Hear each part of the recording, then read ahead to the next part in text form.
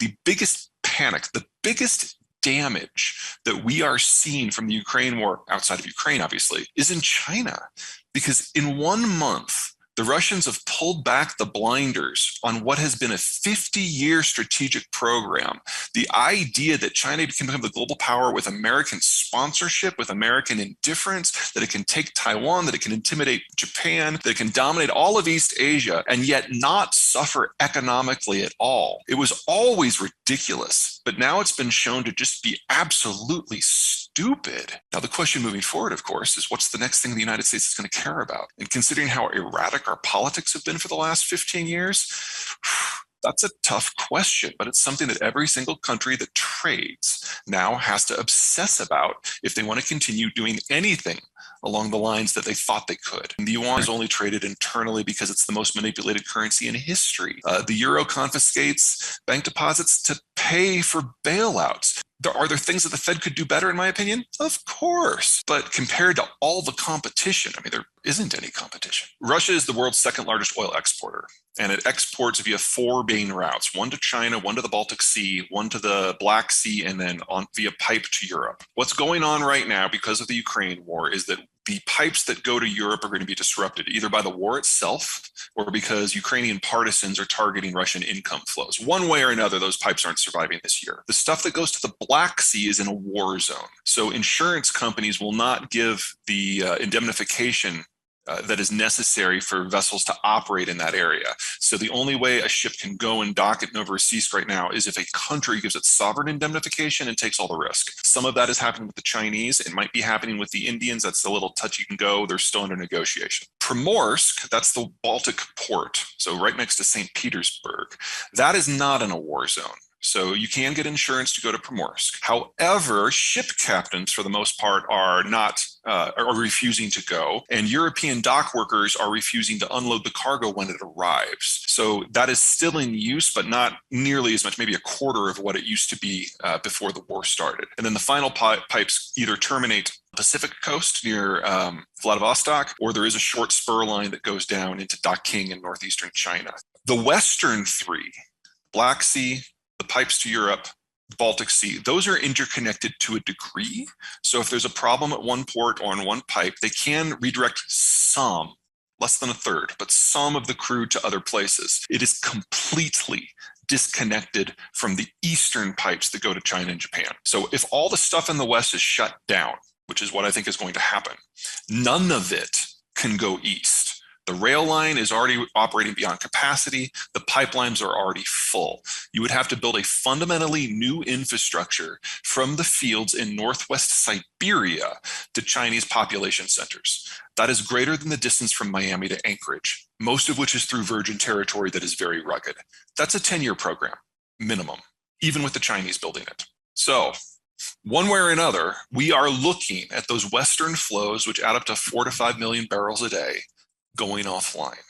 There's still about 1.5 million barrels refined product that might go out, but most of that is going out via rail. So that'll be a little trickier to disrupt. I figure the Europeans can maybe disrupt half of that if they really want to. But we're looking at the single largest removal of crude from the market ever. And in proportional terms, it's going to have a shock somewhat similar to World War II. And that assumes that there are no downstream effects anywhere.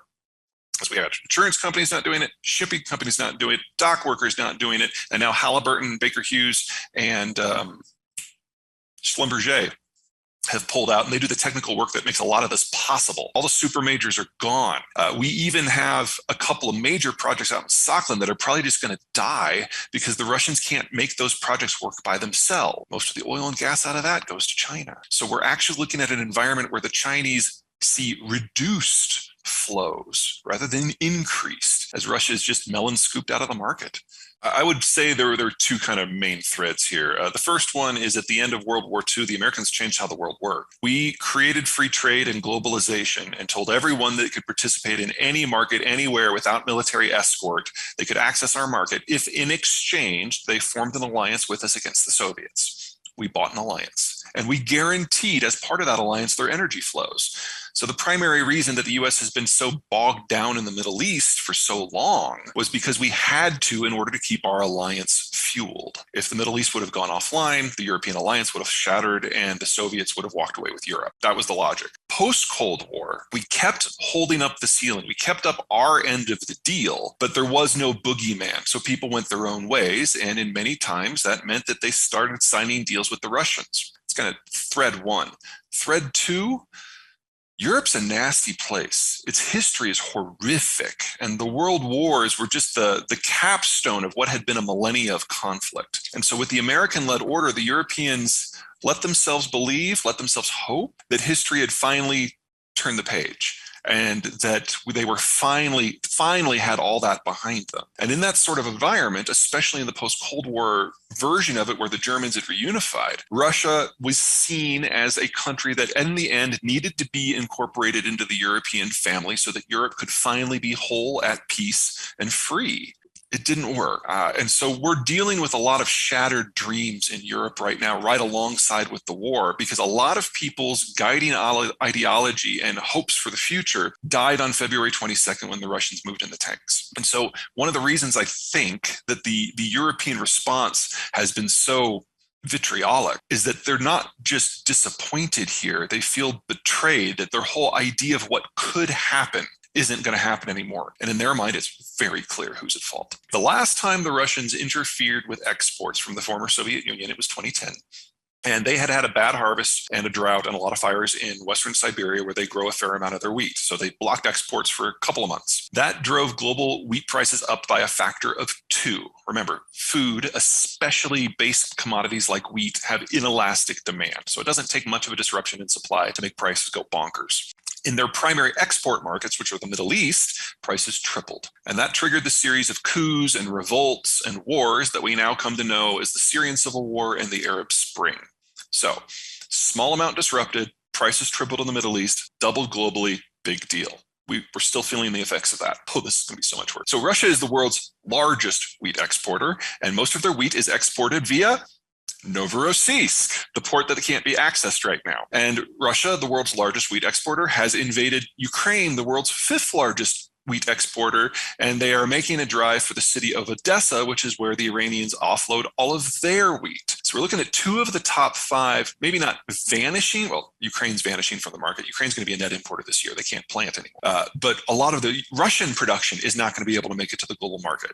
Only if they can rail it to you can you still get it. So Iran's probably okay. There's going to be a little bit more maybe going to China, and that's everybody. Everyone else who relied upon Russian wheat, you're just out of luck. And if you relied on Ukrainian wheat, it's just gone and it's not coming back this decade. That's all piece 1. That's just piece 1. We had a phosphate and a nitrogen fertilizer shortage globally when this all started. You need natural gas to make nitrogen. The European fertilizer manufacturers have already suspended most of their nitrogen fertilizer production because of what's going on with the Ukraine war, and the cost is already, I believe today we're at $60 per 1,000 cubic feet in Europe for natural gas versus the United States, which is like 4.5. So I mean, there's no way you can be viable making nitrogen at that prices, and that's without sanctions.